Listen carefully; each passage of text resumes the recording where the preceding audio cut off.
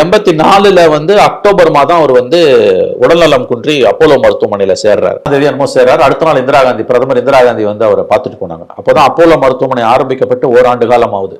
83ல ஆரம்பிக்கப்பட்ட அப்போலோ மருத்துவமனை 84ல எம்ஜிஆர் போய் சேர்றாரு. இங்க பார்த்துட்டு போறாங்க. போயிட்டு அக்டோபர் 31 இந்திரா காந்தி இறந்துடுறாங்க.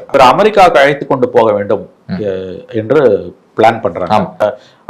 சிறப்பு விமானங்களை மத்திய அரசு தான் ஏற்பாடு செய்யுது. மத்திய அரசோட உதவி இல்லைன்னா எம்ஜிஆர் போயிருக்க முடியாது அமெரிக்காவுக்கு. இவரோட உடம்ப வந்து அந்த கண்டிஷன்ல வந்து வானத்துல பறக்கும் பொழுது அந்த ஆக்சிஜன் லெவல்ஸ் தான் குறையும் போது அதை எப்படி பாதுகாக்கணும், சிறப்பு ஆம்புலன்ஸ் மாதிரியா விமானத்தை வடிவமைச்சு தான் கொண்டு வந்தாங்க. இப்போ அவரு என்ன பண்றாங்க, அந்த அமெரிக்காவுக்கு போறாரு. அங்க சிறுநீரக அறுவை சிகிச்சை செஞ்சுக்கிட்டு 84ல பார்லிமெண்ட் எலெக்ஷன், அசம்பிளி எலெக்ஷன் சேர்த்து வச்சிடறாங்க. தமிழ்நாடு அசம்பிளிக்கு வந்து 85ல வர வேண்டிய எலெக்ஷன் வந்து 84லயே கொண்டு வந்துடுறாங்க. எம்ஜிஆர் வந்து அங்க இருந்துட்டு தேர்தலில் போட்டி போட்டார். எம்ஜிஆர் வந்து நினைவிலே இல்லை, ஒரு கையெழுத்து ஆரம் வீரப்பனே போட்டார்னு சொல்லுவாங்க.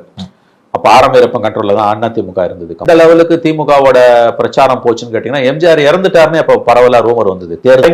தேர்தலுக்கு 2 நாள் முன்னால அவர் கொடுத்த அறிக்கை, அவர் கொடுத்த பேட்டி, முரசொலியில் அவர் எழுதிய கட்டுரைகள், அவங்க போட்ட பேம்ப்லெட், இதெல்லாம் வரலாற்று சாட்சியம். ஆரோக்கிய நண்பர் எம்ஜிஆர் இறந்து விட்டார், ஆனால் அதை தகவலை மறைக்கிறார்கள். தயவு செய்து திமுக கழகத்துக்கு வாக்களியுங்கள். ஒருவேளை எம்ஜிஆர் உயிருடன் இருந்தால் திரும்பி வந்துவிட நான் ஆட்சி அவரிடம் ஒப்படைத்து விடுகிறேன்.